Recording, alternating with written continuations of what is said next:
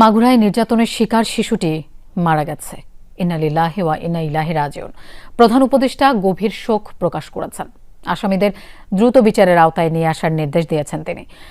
শিশুটির মৃত্যুর তথ্য প্রেস বিজ্ঞপ্তির মাধ্যমে নিশ্চিত করেছে আইএসপিআর। জানায় দুপুর 1টার দিকে ঢাকার সম্মিলিত সামরিক হাসপাতালে চিকিৎসাধীন অবস্থায় শেষ নিঃশ্বাস ত্যাগ করে শিশুটি।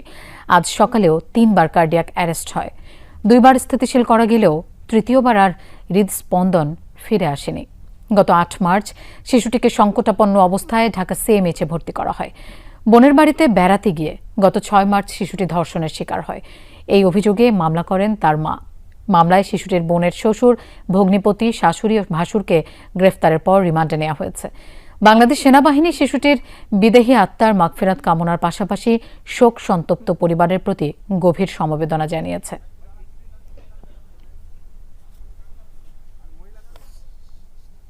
দর্শক, এ ব্যাপারে আরো জানবো। আমাদের সাথে যোগ দিচ্ছেন সহকর্মী ভাস্কর ভাদুরী। ভাস্কর, আইএসপিআর কিছুক্ষণ আগেই শিশুটির মৃত্যুর খবর নিশ্চিত করেছে। এই ব্যাপারে নতুন কোনো তথ্য আছে কিনা আপনার কাছে?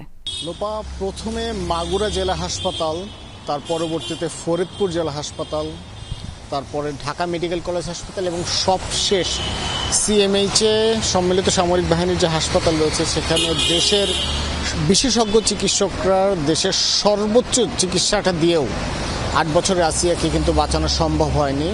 না ফেরার দেশে আসিয়া চলে গেছে এবং পুরো দেশবাসীকে এক করে তার উপরে যে নৃশংসতা হয়েছে সেই নৃশংসতার বিষয়ে অনেক প্রশ্ন রেখে আসিয়া কিন্তু এই পৃথিবীর মায়া ত্যাগ করেছে।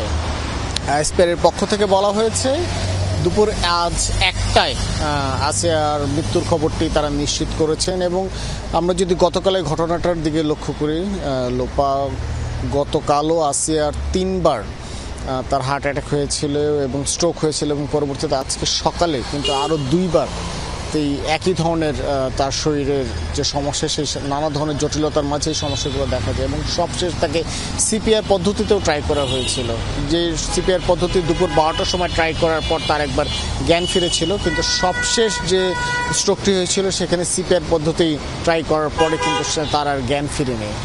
মূলত আসিয়ার এই যে বিষয় এবং আসিয়ার যে ধর্ষকরা ছিল তাদেরকে 4 জনকেই কিন্তু আইনের আওতায় নিয়ে আসা হয়েছে এবং তার মৃত্যুকে এত ছোট শিশুর উপরে এবং অমানসিক নির্যাতনকে কেন্দ্র করে পুরো দেশের মানুষ কিন্তু সরব হয়ে উঠেছিল। সকলে একটি প্রত্যাশা ছিল যে আসিয়া যেভাবেই হোক পৃথিবীতে সাধারণ জীবন ফিরে পাবে এবং রাষ্ট্রের উচ্চ পর্যায় থেকে শুরু করে একদম নিম্ন শ্রেণীর মানুষ পর্যন্ত সকলেই কিন্তু তার জন্য দোয়া করেছেন, প্রার্থনা করেছেন, কিন্তু তাদের সকলকে কাঁদিয়ে